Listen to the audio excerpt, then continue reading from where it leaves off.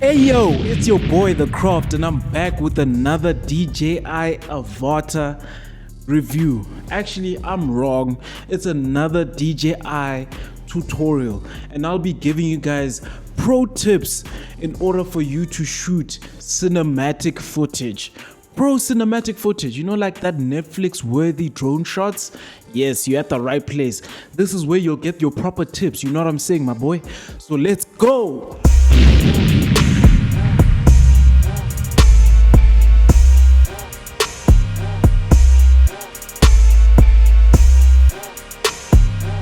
Tip number one, I would say, is for you to get like an ND filter set. Usually they come in threes, but there are sets that you can get from AliExpress where it comes in a 4 filter set. So what filters do, they allow you to get proper dynamic range between your highlights and your shadows. So what do I mean by that? So basically, in terms of the information that you get out of your highlights and your shadows with every recording. So basically it allows you to reduce your shutter speed in such a manner that you can get proper motion blur and get proper colors out of your highlights and your shadows. So in terms of time frames, I would recommend that in the morning and in the afternoon, sunset, golden hour times, use a ND8. That allows you to get that proper, dreamy like morning shot or afternoon shot. For midday, I usually go for ND32, but you can get away with the ND16.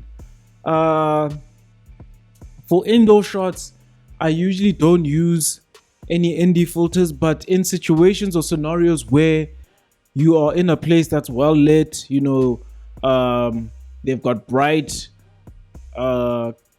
lights inside the office or wherever you might be flying indoors, I would use the ND8, and that's my filter setup or advice for cinematic footage that allows you to get that proper motion blur and dynamic range between your highlights and your shadows. Tip number 2, if you are flying in 60 frames per second, please do not put your shutter speed any higher than 120 frames. 120, because what happens is the golden rule is that when your frames, like whatever your frame rate is, always have your shutter speed either double or less than double. So basically, if I'm flying at 60 frames per second frame rate, I would put my shutter speed at 120 or less.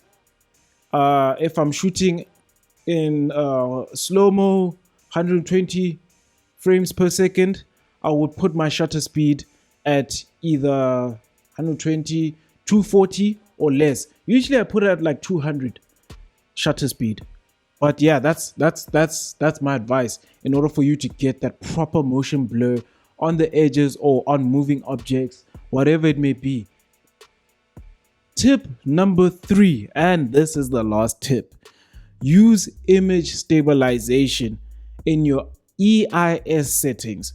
So basically, you'll see next to me, I'm gonna put a screen up that directs you to where you can access these settings on your DJI goggles or DJI goggles V2, whatever DJI goggles that you have, even the Integra, same menu setup.